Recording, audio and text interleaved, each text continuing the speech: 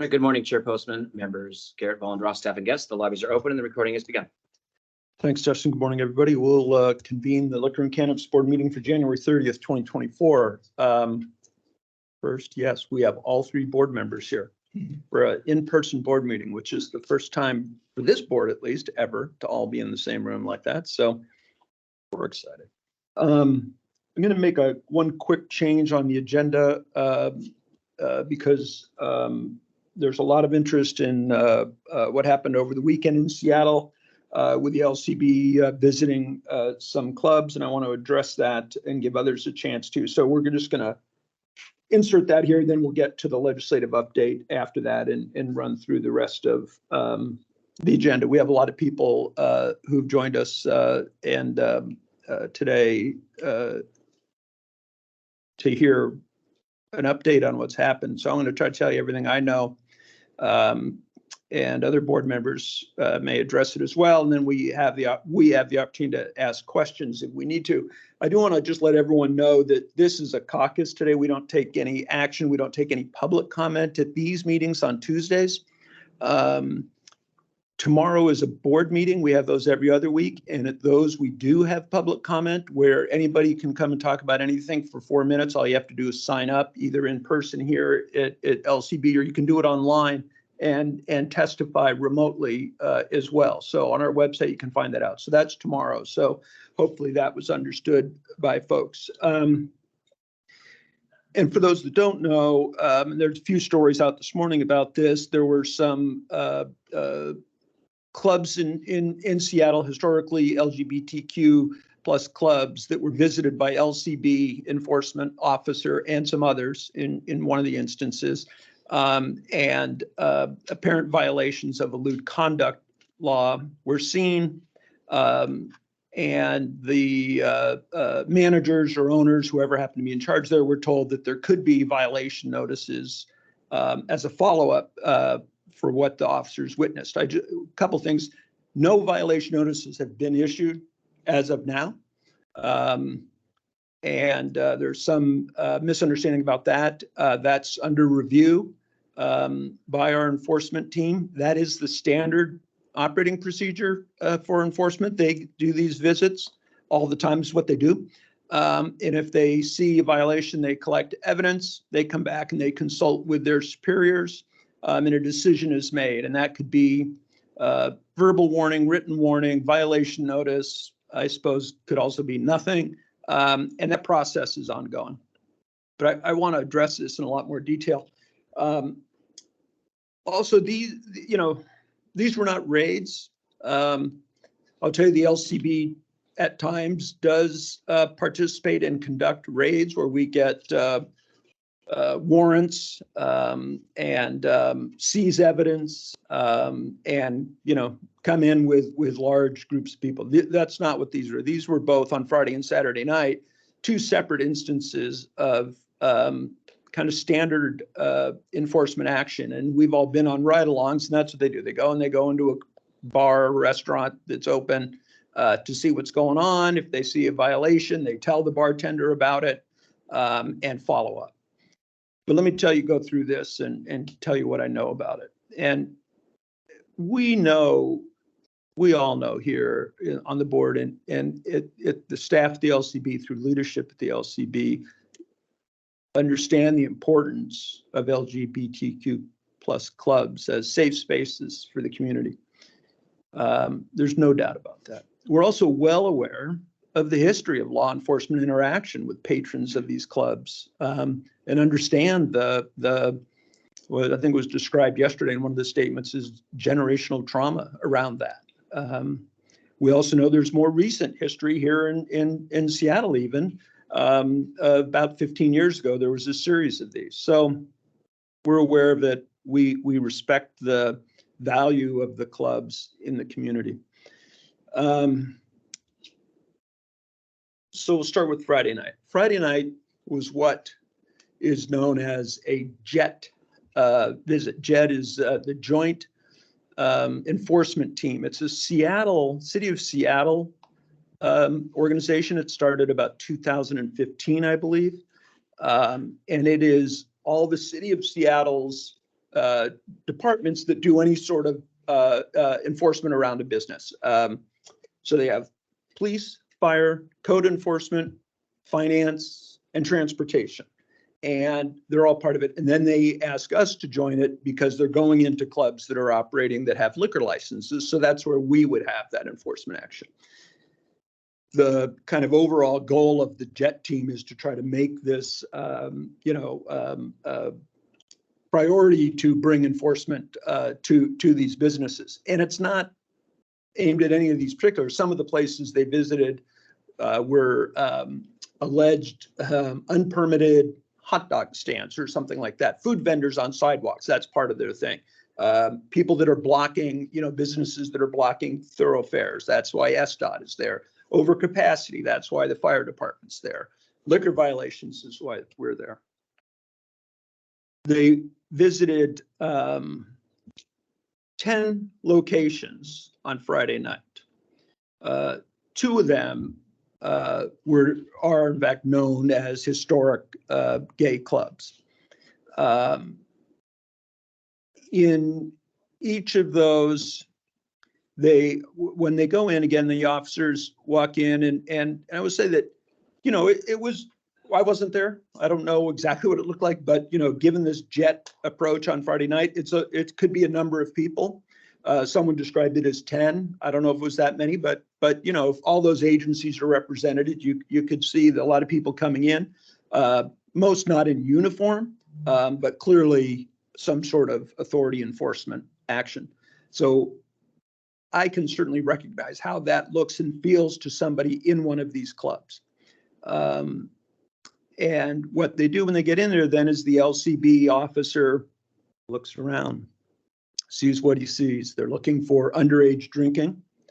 They're looking for overservice. Is there somebody asleep on the bar? They're looking for employees who are drinking, which is against the law. Any violation. And what they did see, and these were people who were dressed in a way that would allegedly violate the state's lewd conduct law. And that law is fairly specific about how people, which prohibits certain dress in liquor establishments. And it has to do with covering buttocks or nipples.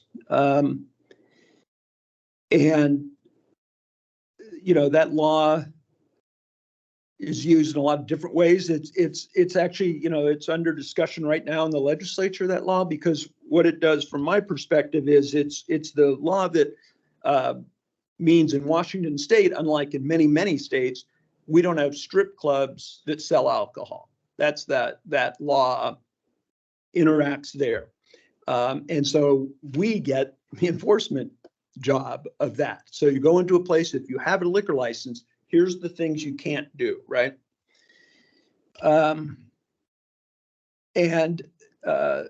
They did see people that were dressed, either employees or patrons, dressed in apparent violation. They did tell the whoever, manager, bartender, whoever was in charge, what they saw, and that they would follow up with that next step. Now, I don't know, again, what exactly they were told. Were they told, in this case, you'll get it, or likely, or I'm going to recommend it. But that's, again, the standard process. We don't issue it at that point. We come back and do it. Let me go to Saturday night before I address some of the merits of these things. On Saturday night was not a JET operation. This was just LCB officers who were doing their regular Saturday night work.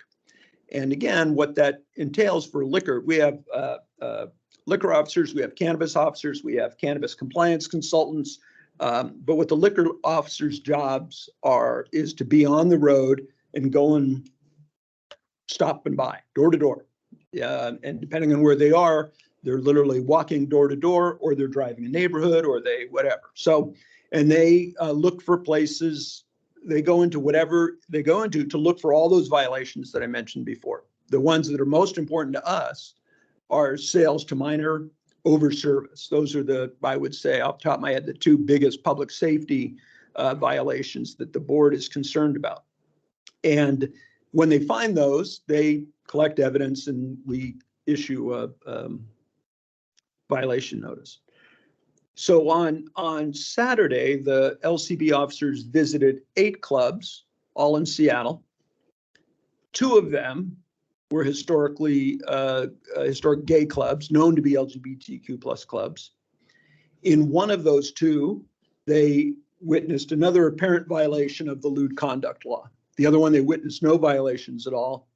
They didn't notice, there was no liquor violations noted in these clubs at all. So again, that same conversation took place at the club where they found the apparent violation. You'll hear from us. And that's what happened Friday and Saturday night. We've all on the board asked a lot of questions, as has leadership here. Enforcement's been great about giving us all the information they have. I don't have the answer to every question at this point, but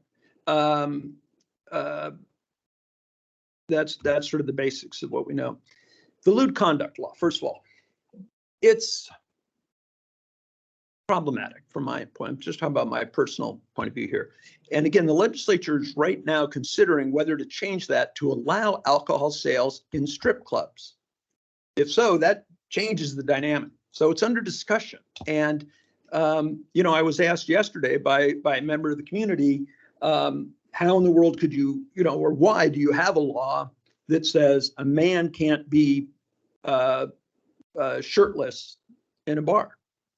And I said, well, because then you have to say women can be topless in a bar, and then you're getting into this other territory. But the law can be changed, and the discussion I think that is happening is that law in conflict with today, with the needs and the practices of the community, and should it be revisited? And I'm certainly open to those discussions. But for people to understand, for our officers, they don't get to just ignore it. So if they go into a club and they see something, whatever it is, their obligation is to follow up, and that may be eventually it is a violation, maybe, but they don't say, well, that's not a priority, so I'm not going to say anything to anybody about it. We don't do that. We tell the people about the apparent violations. They come back and talk about it. That's what's happening here. I think that's happening the way it should. It gets complicated, and it's difficult. There were photographs taken as evidence. I think that's unfortunate. I understand why it happened, but lewd conduct is not a priority enforcement action for this board. And we're going to talk about that. And what do we do? When there's laws on the books, it's really hard to just say, well, we've decided not to enforce that one. The lawmakers, the legislature doesn't like that, and for good reason. But we have to figure out how we can do this. How do we prioritize? And I can tell you, there is no crackdown on lewd conduct right now. There is no crackdown on gay clubs. There's no crackdown on clubs in general in Seattle or anywhere else. We're doing our normal business here. There are times when we have certain emphasis or we're part of something else, not happening here. I just want everyone to understand that and hope that people can believe that. We asked all those questions. It was suggested by somebody that this somehow was timed on purpose to try to deep six the legislative action, which could loosen these laws. Not true. These two sides aren't even talking to each other. The LCB doesn't oppose the legislation, at least some versions of it. Depends on exactly what it says, but we've been trying to be helpful there and work with the clubs and the workers. So we need to continue to have conversations internally about, what do we do with things that aren't a public safety violation, or not our priority violations, but are on the books? And what do you do about that? And how do you work with the clubs and the community at large to let them know what this is. And, you know, we try to lead with education, not enforcement. And we need to figure out how to do that in this case here and see what those discussions are. We've been talking to some people in the community. We will continue to. I know our enforcement director is more than willing to sit down and talk with anybody about it. And I think some good can come of that. We should have those conversations. So I'm just not sure if there's anything else I've forgotten. You know, I spent most of my day yesterday on this subject, trying to learn exactly what happened on those 2 nights, as well as some of the history and other things. And one thing to note, I will tell you, is that when I looked up some of the clubs, the reviews of these clubs, in more than one instance, include reviews about how uptight they are and how strictly they enforce Washington state liquor laws. These were complaints that people were doing. And I read that and I go, right on. I mean, I think that there's evidence that some of these places take this very seriously. I heard stories of, you know, oh yeah, they kicked me out, you know, because I whatever. And, you know, they yanked all the drinks exactly at 1:30. I had a brand new drink and they took it because they said they had already given the last call. These are not places where they don't care about the law. And that was clear to me. And I think they're important parts of the community. With that, I am going to pause for a second and see if any of my colleagues here wanted to add anything. Jim? Yeah, I do. Thank you. Chair Postman, I just want to thank you, first of all, for your review of the entire situation, your comments. I think that they were really helpful to put some context around a complex situation. I, too, believe that the WAC, and just for record, it's 314-11-050, that talks about the type of conduct that's prohibited in establishments that sell liquor is problematic, and that it does need to be reviewed. And I think that we are in a time frame in which we should consider doing that. I also want to take a moment to thank the community. We have record numbers of people who have signed up today, which demonstrates to me a very big concern from the community. And that's what this process and our board meetings are all about. We want to hear from you. So thank you for showing up. I came out at Neighbors. I've been to every single one of these bars.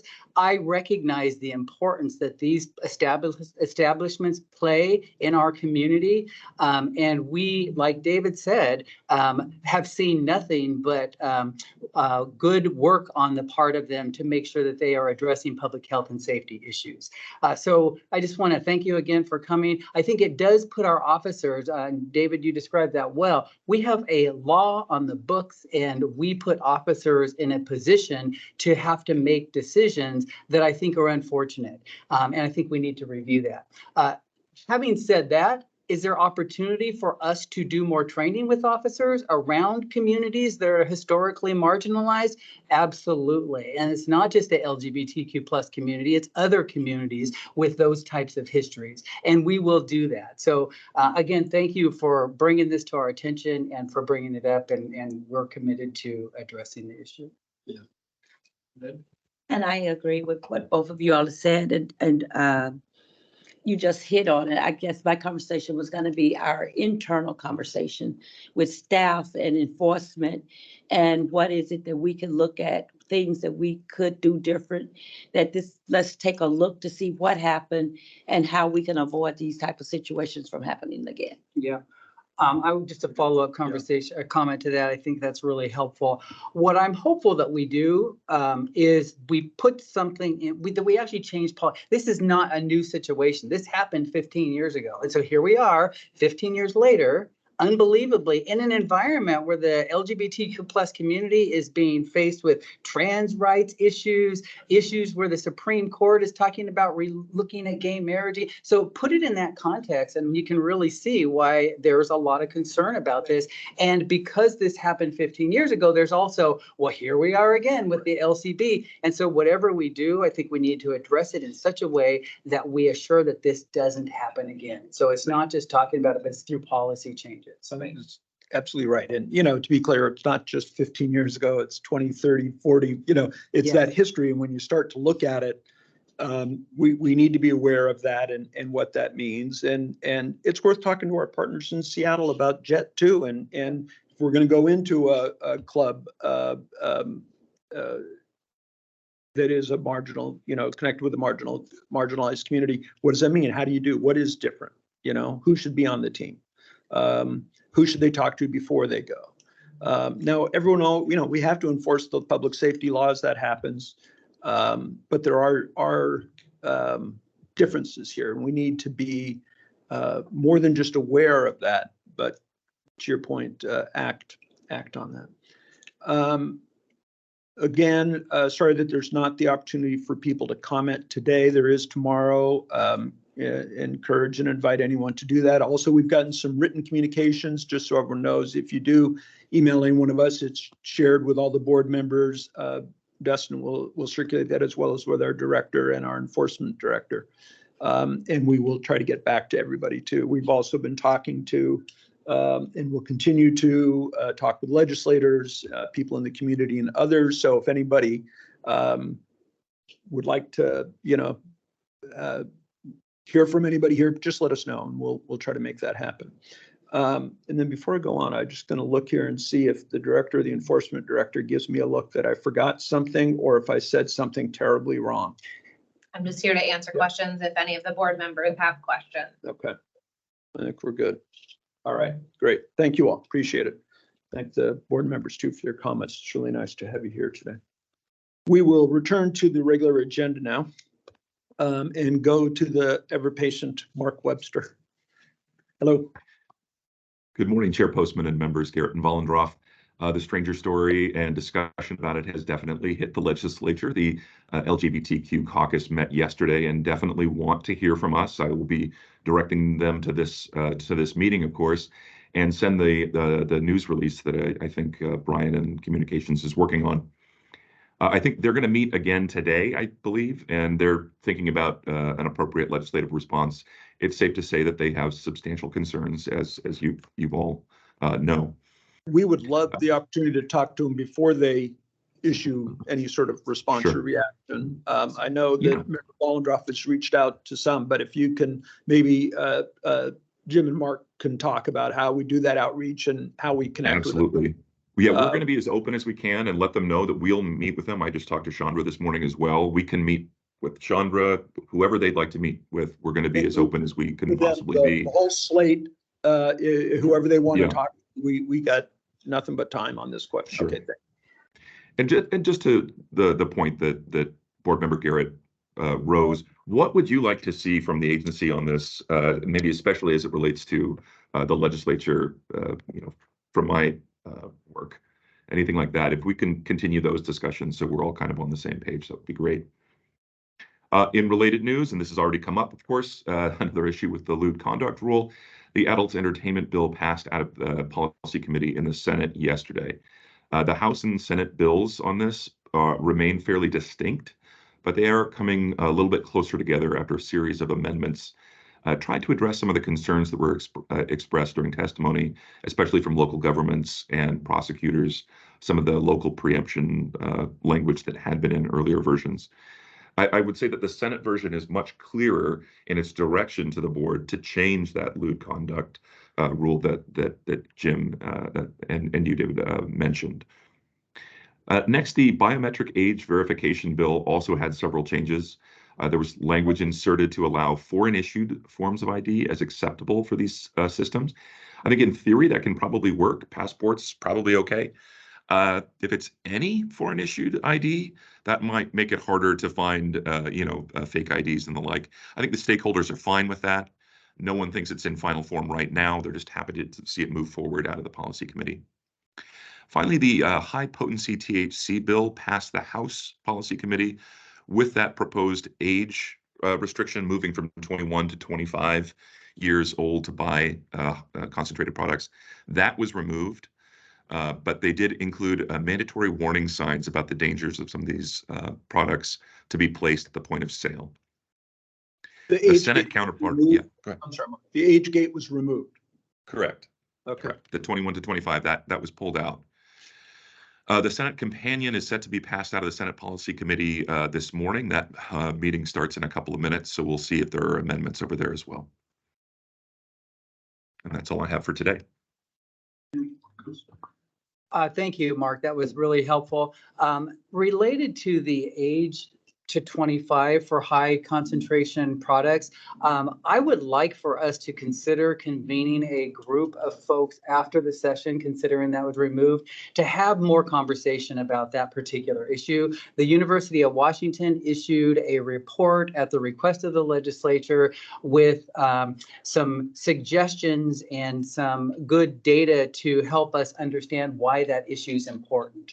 And I'd like to meet with Representative Davis and other folks who are concerned about that, and us to see if we can come up with some recommendations that might address some of the concerns, recognizing that that's an issue that's not popular with everybody. But I would invite those folks who have concerns to be a part of this conversation as well, so that we can see if there's something that we can collectively come up with that will help address the concerns, particularly for young people who are having mental health conditions, psychosis, etc. I think that's a great idea. And Mark, is there a study in the bill? Yes, so the House bill, the original had a study, I think, to be done again by the University of Washington. I think that's been the giving the study directly to the UW or the ADAI, that part is removed. I think there is still a study, but it's no longer clear who's going to be conducting it. How is that different than the work they've already done at the direction of the legislature from 2 years Well, ago? that may be part of the reason why they opened it up, just to get more information. I think some of the folks who wanted to make the change were like, we know where ADAI is on this. Let's open it up. What do other folks researching in this space have to say? Can they corroborate that? Are there conflicting data points? That sort of a thing. I think, member Volendorf, I mean, the hard part here is getting people to agree on what to do. I think I thought the UW study was pretty good. Yeah. You know, it was one of those rare cases where we did have some actual data, but Yeah. not opposed to more. And they were able to present that study in late 2022 in December to that committee. So. I actually met with Dr. Carlini from the University of Washington this week and talked to her about a number of things. And one of the things we talked about is I don't think she's ever been to a caucus meeting and presented that report to this board. And if the board would be interested in doing that, I think that she would be interested in presenting at some point. So I think we should consider that. I think so, yeah. I think we should have that conversation. Okay. Yeah. Okay, great. Thank you, Mark. Okay, we are going to move to our next item, which is a discussion about the LCB's mission statement. Jessica Dang is our policy and performance manager. Good morning, Jessica. I am just gonna turn it over to you here first. Okay. Good morning, Chair Postman and Board Member Volendorf and Garrett. As David said, I'm Jessica Dang, the Policy and Performance Manager here. And I'm here to talk about revising our mission statement. As you may know, we are currently in the process of updating our strategic plan. So we've had some conversations about the mission statement, and I wanted to bring it to the board this morning for discussion.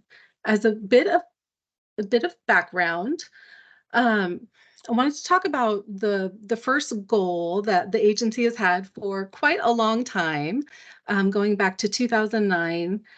We've had a goal, amongst other goals, of around providing the highest level of public safety for our communities. And so you can see in 2009 to 2015 what it was. We shortened it up in 2015.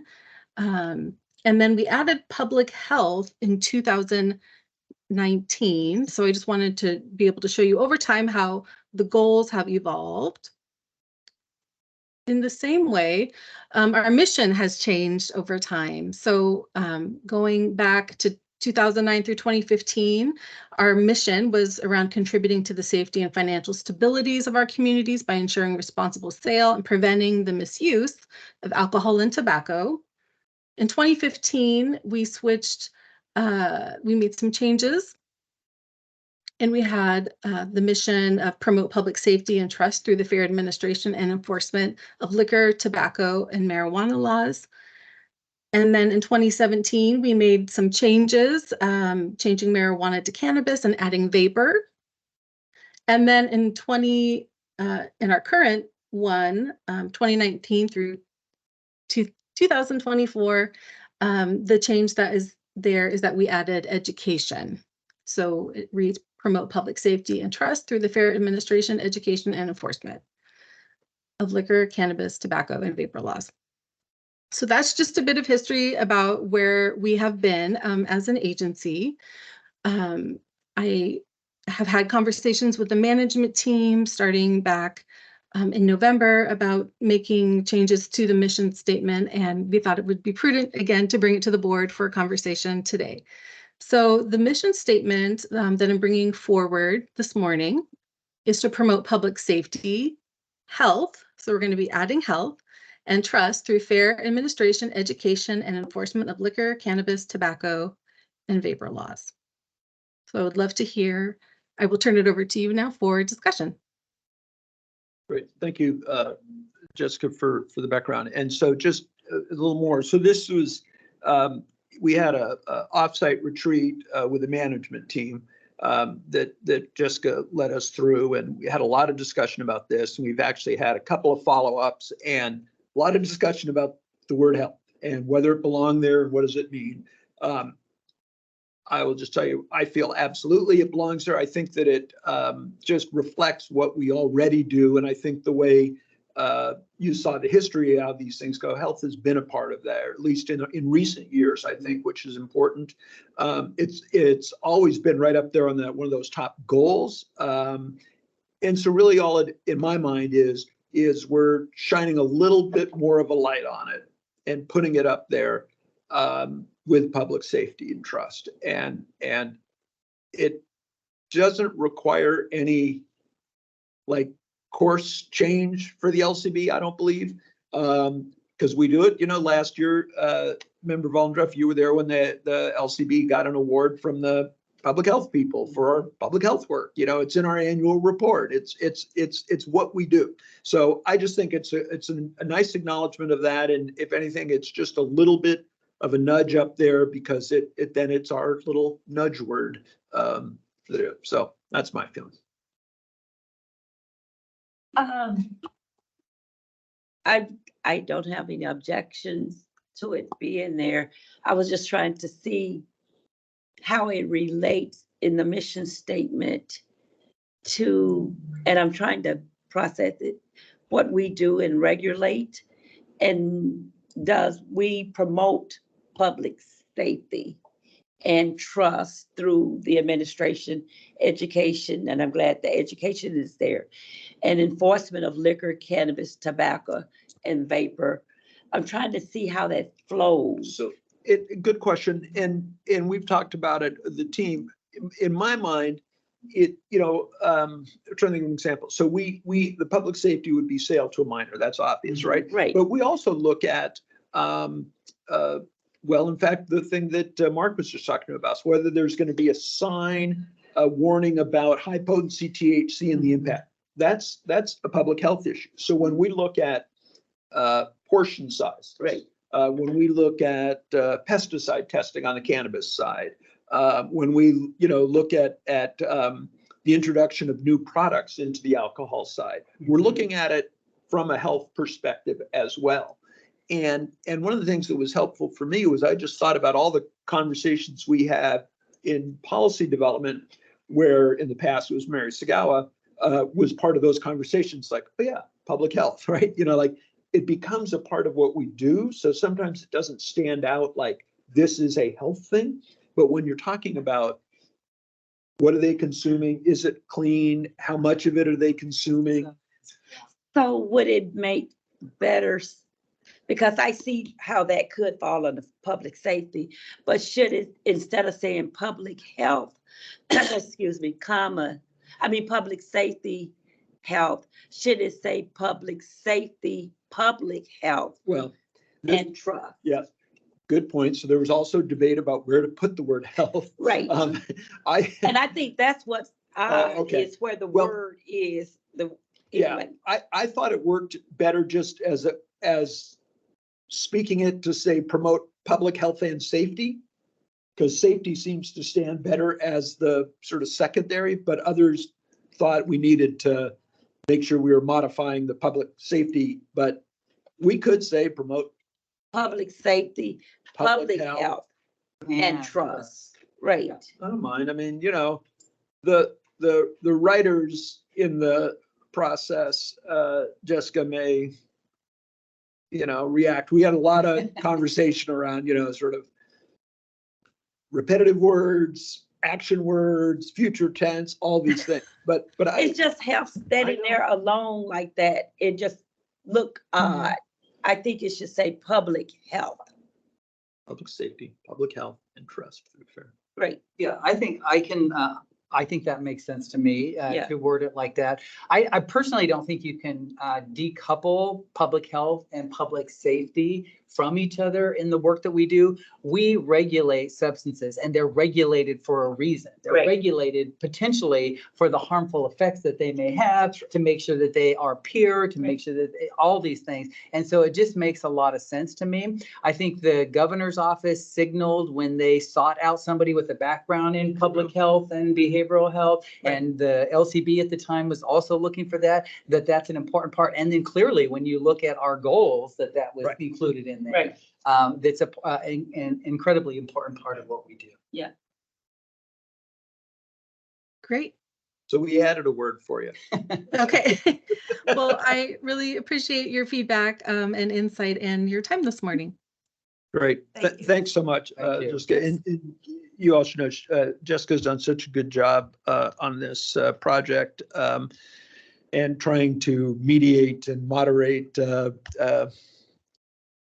management team and one board member and people who think they're writers and things of that sort. It hasn't always been easy. So I think you've done a great job and I appreciate it a lot, Jessica. Thank you. Okay, we will move to a policy and rules team update and prep for tomorrow's board meeting and call on Cassidy West, our policy and rules manager. Good morning. Good morning, Chair Postman, board members, Vollendroff and Garrett. So I'll go ahead and proceed with cannabis rulemakings, then go into some alcohol updates, and then pass it along to our other rules team so they can preview some of the stuff being presented tomorrow. So for medical cannabis endorsements, we received a petition in December, and the board accepted the petition, and so we're currently doing rulemaking. We've extended the public comment period and its informal comment period to help develop proposed draft rule language. So we extended that to February 9th to allow agency partners to more time to provide feedback. And obviously, the public can provide us feedback as well. And then for the 5367 rulemaking or the THC bill rules, we have a survey that's been disseminated on December 19th. We've received a lot of responses, which is really, really great. And so over 200, just so the public knows. And so that survey, we've extended the deadline for that. I'm working on logistics on if I need to create a new link or whatnot today. So just if people want to check the website this afternoon or this evening, then they'll be able to see, get an update on that. And then of course, you know, reach out to me or our rules team if you have questions or issues accessing the survey. Oh, I am sorry, the draft language has not, let me provide an update, a correction to my update for medical cannabis endorsements in a second. I just got a notice from Daniel, but I'll finish the THC bill. So that survey will be extended until the end of the week, which is Friday, February 2nd. And then following that survey, we'll be disseminating proposed draft rules to hold another round of stakeholder engagement.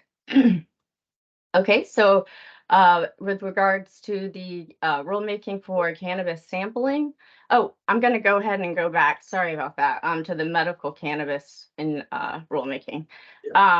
So DOH is one of the agency partners we're working with, and we've extended the deadline to February 9th, as I just mentioned. The draft rules have not been issued yet, so we're getting that feedback to finish developing those draft rules, and then they will be disseminated. So any questions about anything so far, and I'll just move on to the sampling. Okay, great. Okay, for the cannabis sampling, we are working to finalize a set of proposed draft rules that will be publicly disseminated in February or early March, and then we'll be holding stakeholder engagement on those as well. I will be going into an update for the 50/80 rule, social equity, tomorrow, and just, yeah, everybody will get an update on that rulemaking. Okay, so for today, I'm going to go ahead and pass it along to Daniel, who's going to provide a preview on the alcohol delivery and Mass 13 privileges rule for the 103 that'll be presented tomorrow. And then Denise will present the heavy metals petition, or petition related to heavy metals. And then finally, Jeff will provide a preview of the petition response that will be presented tomorrow to amend rules related to shared spaces for outdoor producers. I think that's it. So any questions on any of that? And I'll pass it along. Yeah. Okay, great, thank you. Thank you, Cassidy, and good morning, Chair Postman, members Garrett, Vollendroff, LCB staff, and members of the public. This morning, I'm going to preview the CR 103 for the combined alcohol delivery and Mass 13 rulemaking that I'll be presenting for approval during tomorrow's board meeting. If approved, the 103 will be filed immediately and the rule changes will be in effect March 2nd. I've repeatedly recited the background of 5448 and the Mass 13 rule project, so I'm not going to do that again here. I will be doing it hopefully one last time tomorrow during the board meeting. But for today, I'm just going to take a quick note about the changes between the rules proposed in the CR 102 and the rules we're going to be filing tomorrow. The outdoor service rules currently say that any food service requirement that exists for licensees, where it applies indoors, it also applies outdoors.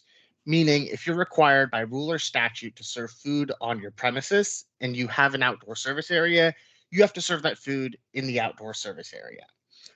In response to some stakeholder feedback, we've reworded this requirement to state it as an if-then conditional statement. So if you are required to serve food, then you're required to serve that food outdoors and indoors. Additionally, there were some changes made in the proposed CR 102 about catered events that we're not going to move forward as part of this final rule. We initially added catered events to the list of situations where a physical barrier is always required in the proposed rules based on feedback from internal agency staff. But after further review, we aren't going to be adding that change in. And the main reason is that this rulemaking, specifically regarding the outdoor service area, isn't meant as a change to the content of the outdoor service rules. It's meant as minor tweaks to streamline the two existing rules into one. This is the same reason why we have not adopted all stakeholder suggestions about revisions to the outdoor service rules, regardless of their merit. Some of those suggestions were brought up during the public hearing, but we're not going to be incorporating those at this time. This rule project was never meant to be about changing the content of the outdoor service rules, but again, when I present in more detail tomorrow, I'll talk about other avenues that may be available. And then the last change is that we adjusted some of the margins in the layout of the table created in new WAC 314.03.600, just so that we can make clear what each axis of the table is referring to. And I'll be happy to go into more detail tomorrow. Otherwise, I can answer any questions you might have. Okay, thank you. Thank you. Tomorrow.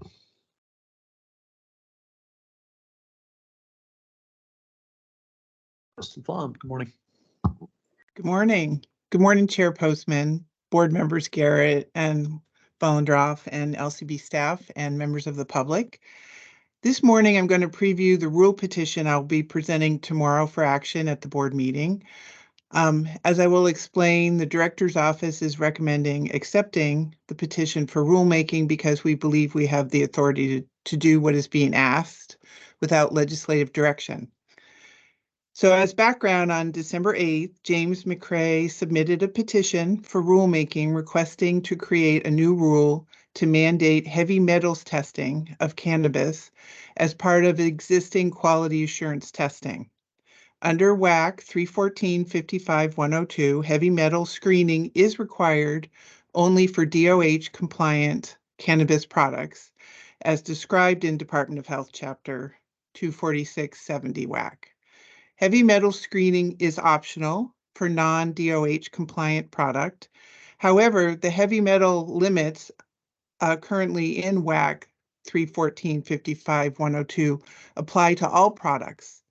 LCB may conduct random or investigation-driven heavy metal screening for compliance. The petitioner asserts that heavy metals have been identified in regulated cannabis tests tested in Washington. Cannabis plants are known to be good at taking up metals from soil in which they are grown, and metals have been shown to accumulate into cannabis leaves and flower. Since heavy metals testing is only required for medically compliant products, which are regulated by DOH, our team consulted with DOH to develop the petition response. At tomorrow's meeting, I'll provide the board with an overview of some heavy metals testing results reported to LCB's Cannabis Central Reporting System, the CCRS, the potential risk of exposure to heavy metals and impacts of heavy metals in cannabis on public health, potential benefits and costs associated with maintaining the status quo and not requiring heavy metals, and also potential benefits and costs with amending the current rules to require heavy metals testing of all cannabis products sold at retail. The reason heavy metals testing was not included in the final rule of the 2022 rulemaking that amended the quality control and assurance rules to require pesticide testing, and then other practical factors the board might consider when deciding whether to accept or reject the petition, such as other rulemaking activities. Thank you, and I'd be happy to answer any questions. Great, thank you. Look forward to the discussion Yeah. tomorrow. And hitting cleanup. Good morning, Chair Postman and Member Garrett and Member Vollendroff. Today, I am going to preview the petition response that will be presented to the board that was submitted by Ezra Eichmeyer on behalf of Northwest Producers on December 15th, 2023. The petitioner requests the board initiate the collaborative rulemaking process to consider amending WAC 314-55-075 subsection 1B and WAC 314-55-083 subsections 2 and 3 related to barriers that separate the licensed premises between outdoor cannabis producers that own multiple licenses with adjacent premises and amendments to surveillance requirements. Although I will be presenting the petition at tomorrow's meeting, the preparation of the response has been very much a team effort. So I'd be happy to answer any questions about tomorrow's presentation, but I will include a lot more information tomorrow. So thank you. Okay, thank you. I think we'll hold till tomorrow. Thank you. Appreciate that. Okay, thank you. Okay. Which brings us to our last item, which is board member and executive assistant report. Sorry, I can't quite say it. Dustin, any of those, whatever I just called it. Nothing for me. Thanks, Chair. Thank you. I'll turn it over to Member Vollendroff. Thank you. I just have one item, and it has to do with Washington State Institute of Public Policy reports that were required by the legislature as a result of the passage of Initiative 502 back in 2012. Recently, Gregory Foster has come before the board and talked about a recent report that was completed by them related to the location of retail establishments and schools. And so in doing so, I've reached out to WISIP, and I've actually had conversations with them since I joined the board. They were charged to produce a series of reports that go out to 2032. And they've not, to the best of my knowledge, come to the board and presented on those reports. And so my question, I wanted to have a conversation with the board about one, having them come, and then how and what that would look like. We could have them come. They did their first report back in 2015, their second report in 2017, followed by a report in 2022, and then ad hoc reports like the one related to proximity of retailers to schools, and then future reports. So I didn't know if the board would be interested in just having them come and give us a preview of all of the reports they've done to date. Just some reports. What I hope to do is establish a relationship where they come on a more regular basis and that they're hearing from us, particularly in light of the fact that we now have a research team. And I want to foster that relationship between WISIP and our own research team. So essentially, again, the question is, do we have them come and just give us an overview of what they've done to date? We could focus just on the report that was brought to our attention by Greg Foster. We could talk about their future reports. What's the desire of the board, and is the board interested in having them come and be a part of a meeting in the future? I think it's a good idea to have them come and maybe give us a summary and overview, but more important, introducing them to our research team and let the research team and that group start knowing each other, partnering, and having conversations together. Great. Yeah, I would say all the above almost, and not to put too much on their plate, but I think that if they were, I would say focus on the most recent one, which I think is something that has perhaps implications for us currently on policy, but it would be great to hear the story so far and then drill down a little bit on the current one, if that, Right.